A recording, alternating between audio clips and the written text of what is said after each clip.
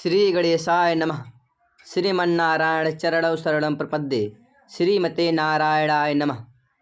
जैसा कि आप लोगों ने सुना, भाग नंबर 2 में परशुराम ने कहा, हे श्री कृष्ण, मुझे तुम्हारी आँखों में अपना उत्तराधिकारी दिखाई दिया है, अतः मैं आज तुमको वह उपहार सौंपता हूँ जिसके तुम ही एकमात्र योग्य हो और जिसके बारे में मैं तुम्हें अपनी पहली मुलाकात में बताया था।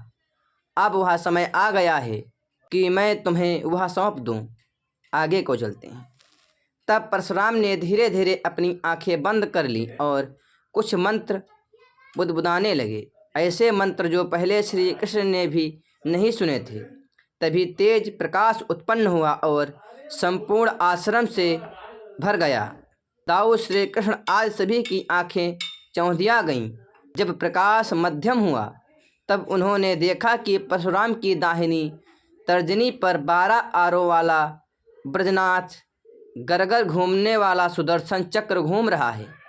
उसे देखकर सभी चकित होकर भयभीत हो गए। परशुराम की तर्जनी पर घूमता चक्र स्पष्ट दिखाई दे रहा था। परशुराम ने नेत्र संकेत से श्री कृष्ण को नजदीक बुलाया, कान में कहा, प्रत्यक्ष ही देखो। इस सुदर्शन चक्र के प्रभाव को उन्होंने मंत्र बुदबुदाते हुए उस तेज चक्र को प्रक्षेपित कर दिया और वह तेज गति से वेणा नदी को पार कर आँखों से ओझल हो गया। कुछ ही देर बाद वह पुनः लौटता हुआ दिखाई दिया और वह उसी वेग से लौटकर पुनः तर्जनी अंगुली पर स्थित हो गया। परशुराम ने पुनः कुछ मंत्र बुदबुदाया और फिर वह जैसे प्रकट हुआ था वैसे ही लुप्त हो गया। तब परशुराम ने श्री कृष्ण को आचमन कराकर उनको सुदर्शन चक्र की दीक्षा देकर कहा, आज से मेरे इस सुदर्शन चक्र के उत्तराधिकारी तुम हो। हे वासुदेव, इसकी जन्म कथा तो तुम जानते ही हो। सबसे पहले यह शिव के पास था। इससे त्रिपुरासुर की जीवन लीला समाप्त कर दी गई थी। उसके बाद यह विष्णु, ऐसा बोलकर परशुराम मुस्कुराने लगे। विष्णु क्या है यह मैं तुम्हें क्या बताऊं वासुदेव श्री कृष्ण, तुम जानते ही हो। विष्णु के बाद यह चक्र अग्नि के पास था। अग्नि ने वरुण को दिया और वरुण से यह मुझे प्राप्त हुआ है। हे वासुदेव, बलराम के हल से इस धरती में बीज बोने हैं और इन सुदर्शन चक्र से इस धरती की रक्षा करनी है। आज से यह तुम्हारा हुआ, जिम्मेदारी से इसका उपयोग करना। जब पहली बार श्री कृष्ण ने किया सुदर्शन चक्र का प्रयोग, श्री कृष्ण और ताऊ के मुख से सुदर्शन प्राप्त करने वाली घटना सुनकर सात्यकी तो सुन्न ही रह गया। यादवों के तो हर्ष का ठिकाना नहीं रहा। उत्सव जैसा माहौल था। अत्यंत हर्ष के साथ 2 दिनों तक भृगु आश्रम में रहने के बाद क्रोंचपुर के यादव राजा सारस के आमंत्रण पर उनके राज्य के लिए निकल पड़े। उनके सेनापति उनकी एक टुकड़ी के साथ उनका मार्गदर्शन कर रहे थे। राजा सारस ने एक विशेष राजसभा का आयोजन किया। राजा सारस ने सभी अतिथियों को शालंकृत सुशोभित छत्र और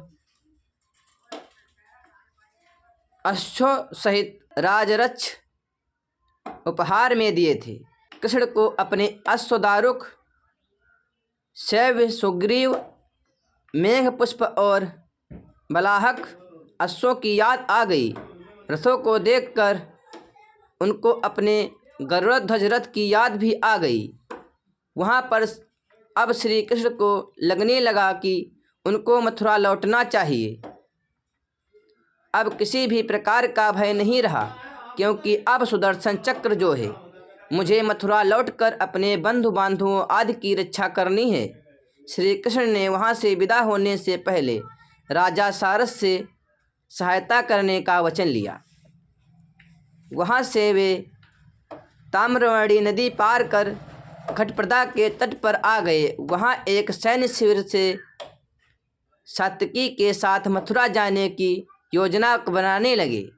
यात्रा में आने वाली रुकावटों पर चर्चा करने लगे। इस महत्वपूर्ण मीटिंग में दक्षिण देश के चारों राज्यों के सेनापति भी शामिल थे। सभी अपनी अपनी राय रख रहे थे। श्री कृष्ण सभी की सुन रहे थे, लेकिन उनका मन तो सुदर्शन चक्र के मंत्र में ही खोया हुआ था। जब से उनको यह प्राप्त हुआ, तब से उनकी मानसिक दशा बदल चुकी थी। वे इसकी शक्ति, कार्यों और इसके उचित समय पर इस्तेमाल करने के बारे में सोचने लगे थे। अब उनकी दृष्टि दूर तक भविष्य में उड़ान भरने वाली थी।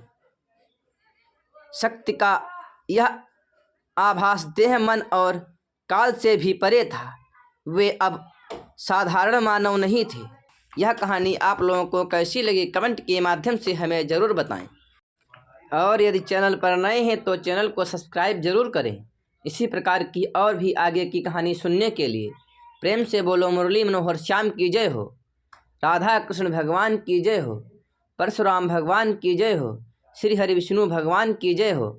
आप लोगों को भाग संख्या 4 में आगे मिलते हैं।